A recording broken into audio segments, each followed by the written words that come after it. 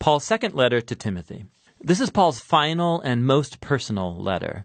He wrote it from yet another time in prison, and it's addressed to Paul's dear co-worker and protege, the young Timothy. Now, we don't know how much time exactly has passed since he wrote 1 Timothy, but we can see that Paul's situation has changed, and for the worse. He's imprisoned in Rome, which could refer to his time under house arrest that was mentioned in Acts chapter 28, or it could be that he was released from that imprisonment, had another long season of ministry, and then was arrested again in Troas. Either way, Paul says he's in the middle of his court trial now, and it is not going well. He's pretty sure he's not going to survive this one. And so out of this very dark situation, Paul appeals to Timothy, who it seems is still on assignment in Ephesus. He asks Timothy to come be with him in prison so Paul can pass on to him the church planting mission he started.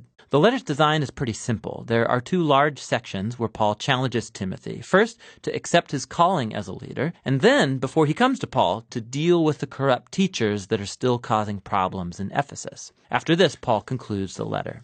So Paul begins by thanking God for Timothy and his family, specifically for his grandmother Lois and his mother Eunice. They immersed the young Timothy in the story of the Old Testament scriptures. They instilled in him a deep faith in the Messiah, Jesus. And so because of that firm faith, Paul offers his first challenge to Timothy. He calls him to reject any temptation to be ashamed of the good news about Jesus or of Paul, who's suffering in prison for announcing that good news.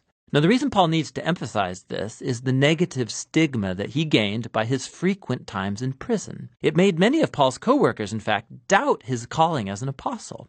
He mentions two guys, Phygellus and Hermogenes. They deserted Paul because they were ashamed of being associated with Paul, who was an accused criminal now. So Paul asked Timothy to reject any fear of shame and to come see him. Now, Paul knows that this is a costly request. It could put Timothy at risk. And so he reminds Timothy that Jesus' grace is a source of power, which is really important. You're going to need it because following Jesus is not easy. It requires everything that you have.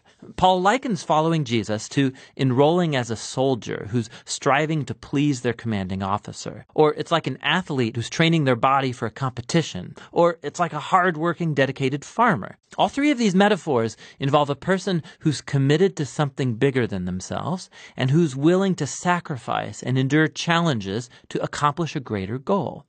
And of course, the highest example of this is Jesus himself. Because of his commitment to the Father, he suffered crucifixion by the Romans. And similarly, Paul himself is now suffering in a Roman prison. Hardship and sacrifice are inherent to the Christian life. And this is why Jesus' resurrection is the foundation of Christian hope. Or as Paul puts it in a short and very powerful poem, if we died with him, then we will live with him. If we endure, then we will reign with him. If we deny him, then he will deny us. If we are unfaithful, he will remain faithful, for he's unable to deny his own nature. God's love for our world has opened up a new hope through the death and resurrection of Jesus. And so for those who will take the risk of trusting and following Jesus, God promises vindication and life. For those who reject him, God will honor that decision and do the same. But people's faithlessness will never compel God to abandon his faithfulness. And so Paul calls Timothy to faithfulness, knowing that it may come with a cost. Paul moves into the second half of the letter, calling Timothy to confront the corrupt teachers in Ephesus before he comes to Rome. Their teaching is spreading in the Ephesian church like a cancer. They've targeted and corrupted a number of influential women in the church. These are likely the wealthy women that Paul had to deal with in his first letter to Timothy. He doesn't offer much detail about the teacher's bad theology. Timothy already knows about it. But he does give us one hint. He says they teach that the resurrection has already taken place.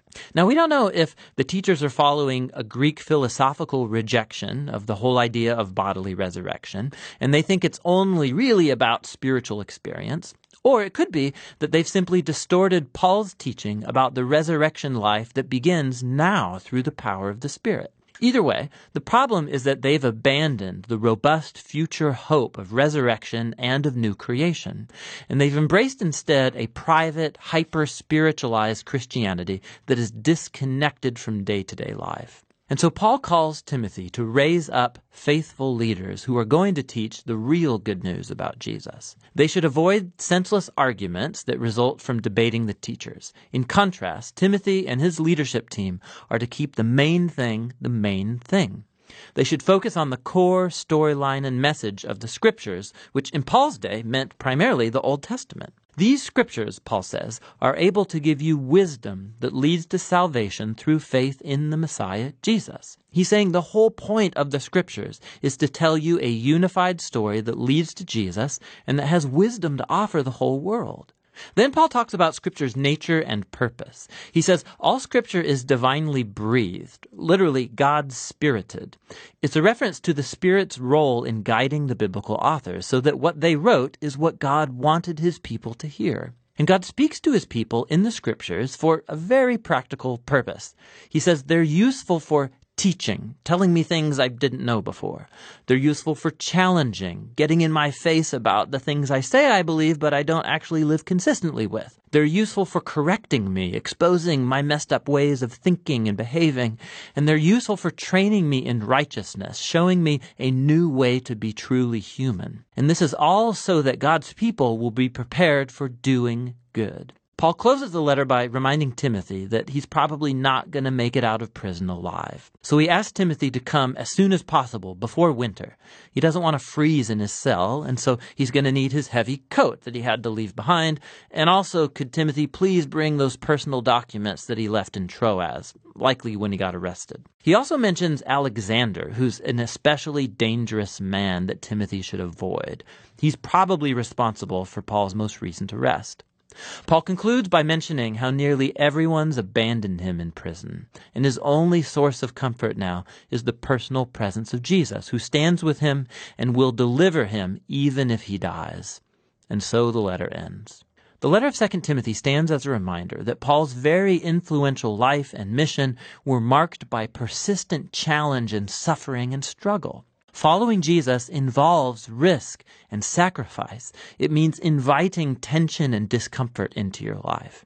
And these things are not a sign of Jesus' absence. Rather, as Paul discovered with generations of Christians after him, that precisely in those dark and difficult moments, Jesus' love and faithfulness can become the most tangible and real. And that's what 2 Timothy, Paul's final letter, is all about.